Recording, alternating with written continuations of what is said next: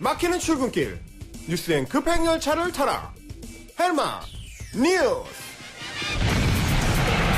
답답한 출근길 진짜 뉴스를 시원하게 뚫어드리는 헬마 뉴스. 오늘도 헬마우스 임경빈 작가 나와있습니다. 안녕하세요. 안녕하세요. 헬마우스입니다. 네, 우리가 오늘 기운을 팍팍팍 느낄 수 있도록 힘차게 하기로 했는데 역시 힘차게 말씀하시네요. 네. 네, 첫 번째 소식이 뭐 이렇게 썩 기운찬 소식은 아니긴 한데요. 그렇군요. 예, 어제 이제 MBC에서 공개한 내용인데 MB 정부 당시에 이제 국정원의 민간인 사찰 관련된 문건을 직접 공개를 했습니다. 맞습니다. 국정원에는 이제 모든 공작이나 기밀이 담긴 문서가 저장돼 있는 그 중앙 저장소라는 데가 있는데 거기에다가 이제 불법적인 민간인 사찰과 관련된 문서들도 저장이 돼 있다고 합니다. 네. 근데 이제 국정원은 그동안 이 문서들을 공개하지도 않고 그렇다고 폐기하지도 않고 이제 봉인을 해둔 상태였는데 네. 소송을 통해서 공개가 된 거고요. 이 문건들을 보니까 국가의 이 최고 정보기관이 특정 정권의 수장 역할을 하게 됐을 때 그럴 때 어떤 일이 벌어질 수가 있는지 그거를 좀 현장에서 생생하게 엿볼 수가 있었습니다. 그러니까요. 저도 어제 뉴스를 봤는데 이게 봉은사 주지였던 그 명진 스님 이분 아주 집중적으로 사찰을 했더라고요. 예, 그분이 이제 소송의 주체이기도 했는데요.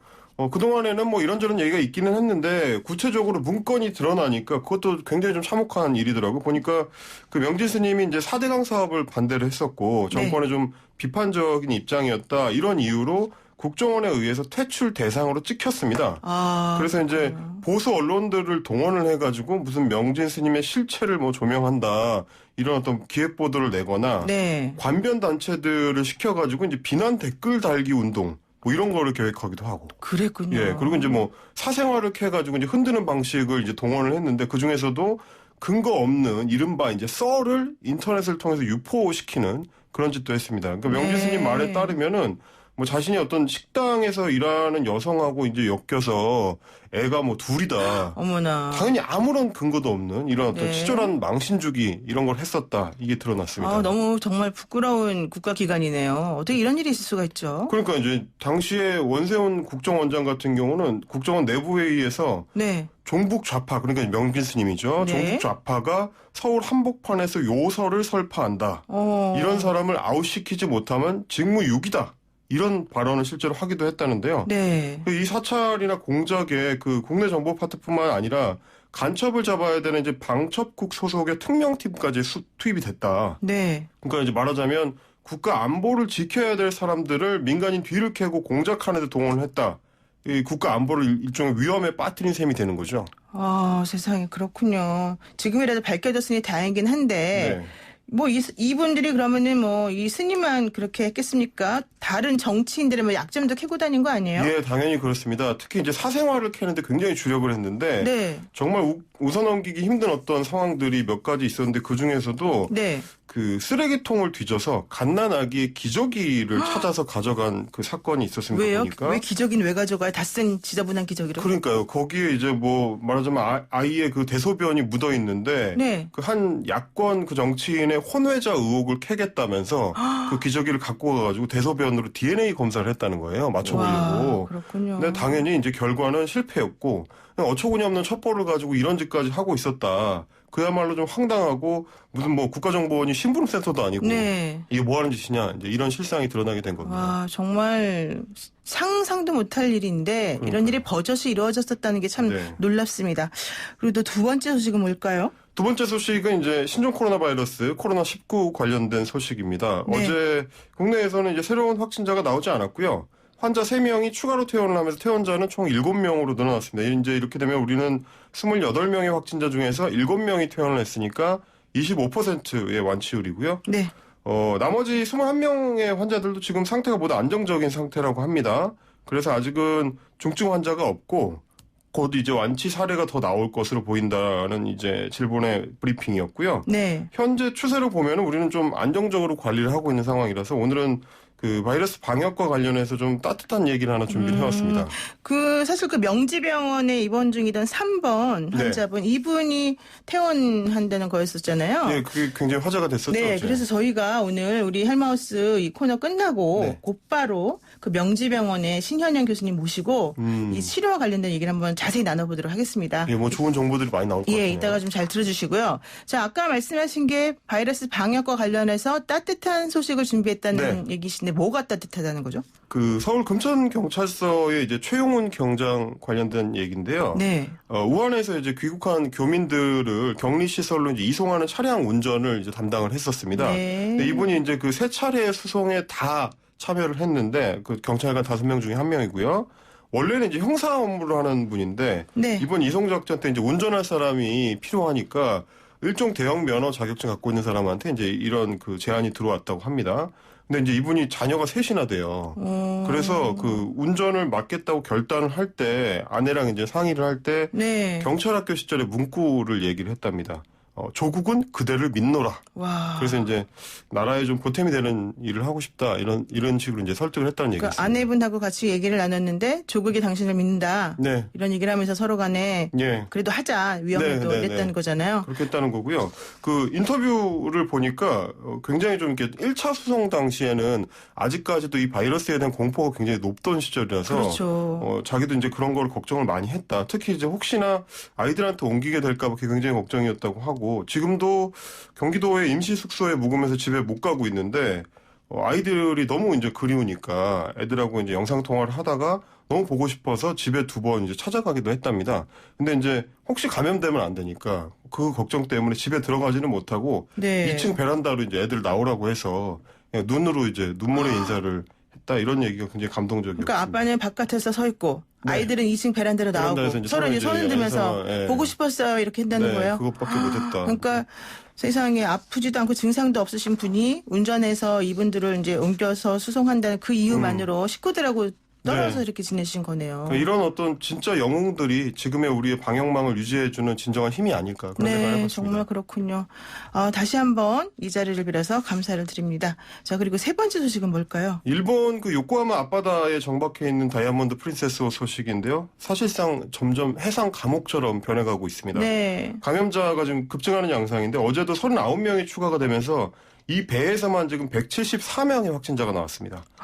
게다가 어제 이제 승선자하고 별도로 검역관이 1명 추가로 감염된 게 확인이 됐는데 네. 초기에 이제 배에 올라가서 검사를 할 때 마스크하고 장갑만 끼고 방호복이나 이제 고글을 안 낀 상태였답니다. 그러니까 아이고. 그야말로 일본 정부의 초기 대응이 굉장히 허술했다. 이런 걸 지금 보여주는 단면인 것 같습니다. 뭐 일본은 그 올림픽 때문에 오히려 이제 이 이슈를 좀 키우려고 올림픽이라기보다 벚꽃 스캔들 이런 거였죠. 네, 네. 그런 것 때문에 이제 키우려고 했다는 뭐 얘기도 있었지만 정확하지는 않아서 말을 네. 못하겠습니다. 근데 이러면 안 될 것 같은데 우리나라 사람들도 몇 분 거기 계시잖아요. 예, 이제 승무원들이 이제 같이 탑승을 하고 계시죠. 네, 어떻게 하죠? 그분들 빨리 와야 될 것 같은데. 자, 그러니까, 어쨌든 방역이라고 하면 일본이 참 방역 잘한다 이런 얘기 있었는데 왜 이렇게 된 겁니까?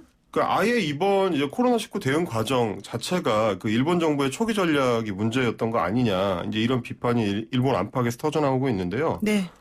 일본 정부는 이번 그 코로나19에 대해서 일명 그 미즈기화 작전이라는 이제 기본 기조를 세워놨습니다. 이게 뭐냐면 미즈기화라는 게 이제 군사 용어 중에 하나인데 해상으로 접근해 오는 적을 물가로 끌어들여서 육지에 올라오기 전에 섬멸을 한다는 뜻입니다.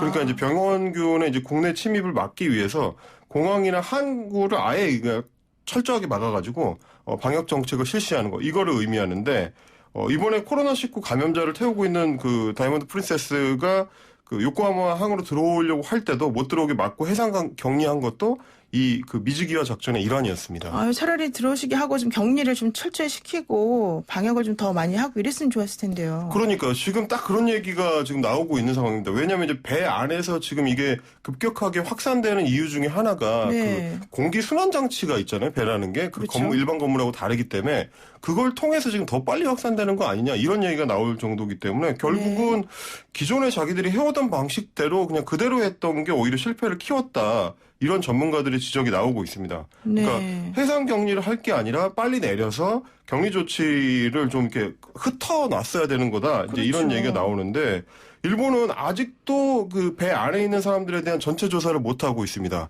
그래서 뭐 얘기를 들어보니까 하루에 자기들이 할 수 있는 최대 검사 건수가 300건이다. 네, 뭐 어쩔 수 없다. 이제 이런 입장인데. 근데 지금 3,000명 넘게 타고 계신 거 아니에요? 3,700명인가요? 그러면 예. 이렇게 되면 최소한 뭐 일주일 이상은 걸리게 되는 셈이니까 지금 우리가 한국이 하루 최대한 5,000건까지 가능하다고 하는데 우리는 이제 월말까지 검사 물량을 한 1만 건을 확대한다는 계획이거든요. 네. 그런 거랑 비교하면 야, 이게 옛날 일본이 아니구나. 뭐 이런 식으로 지금 계속 둬도 되겠느냐? 우리는 계속 이런 걱정이 되는 상황이고. 하지만 제가 어저께 재밌었던 게 어저께 NHK에서 발표한 여론조사 보니까 일본 정부가 방역을 잘하고 있다는 응답이 64%를 기록하고 있었습니다. 일본 사람들 스스로는 네. 우리 정부가 참 잘한다 이렇게 생각한다는 네. 거군요. 와, 우리 지난번에 얘기했지만 참 일본 사람들은 정부를 믿나 봐요, 정말로. 독특하다 이렇게 정리를 하겠습니다. 네. 그리고 마지막 네 번째 소식은 뭘까요? 이 국회에서 갑자기 이제 오렌지 논쟁이 불붙었습니다. 안철수 전 의원이 창당을 주도하고 있는 가칭 국민당 그 주황색을 당색으로 정했는데 이게 이제 민중당에서 원래 우리 색이다. 우리가 3년 동안 써왔다. 왜 남의 당색을 뺏어가려고 하냐. 이거 골목상권 침해다. 이렇게 반박하고 나온 겁니다. 네. 사실 주황색은 빨간색 플러스 뭐 노란색이잖아요. 네. 오렌지색은 뭐라고 불러요? 주황색이라고 부르지 않습니까? 같은 말씀입니다. 이제 송영진 네. 그 국민당 홍보실장 같은 경우는 국민당은 오렌지색이고 이거는 이제 희망을 뜻하는 건데 이런 단어가 특정 정당 소유가 아닌 것처럼 색깔도 뭐 지적 소유권이 있는 건 아니지 않느냐 이제 반박을 하면서 잘 보면 색이 좀 다르다. 저희는 주홍, 그러니까 빨간색에 조금 더 가깝다.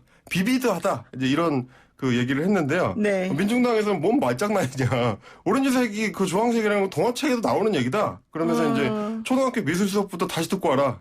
이런 얘기를 했습니다. 근데 이게 처음이 아니잖아요. 이 오렌지색 쓰는 게 네. 이번엔 오렌지색이지만 지난번에 녹색을 쓰면서 또 문제가 있지 않았습니까? 바로 그렇습니다. 이제 안철수 전 의원이 그때도 이제 안철수 전 의원인데 안철수 전 의원이 창당했던 국민의당 시절 국민당 아니고 국민의당 시절입니다. 그때 네. 이제 녹색을 내세웠는데 당시에 이제 녹색을 이미 쓰고 있던 녹색당이랑 겹친다는 비판이 있었는데 당시 녹색당은 오히려 쿨하게 뭘 쓰든 알아서 하시고 추구하는 가치가 다르니까 구분된다 이런 입장이었는데 네. 국민의당과 국민당 오렌지색과 주홍색 어떤 뭐랄까요 안철수의 기묘한 모험 이런 생각이 나네요. 그렇군요. 참 재밌습니다. 오늘 말씀 여기까지 드릴게요. 고맙습니다. 감사합니다. 네, 지금까지 헬마우스 임경빈 작가였습니다.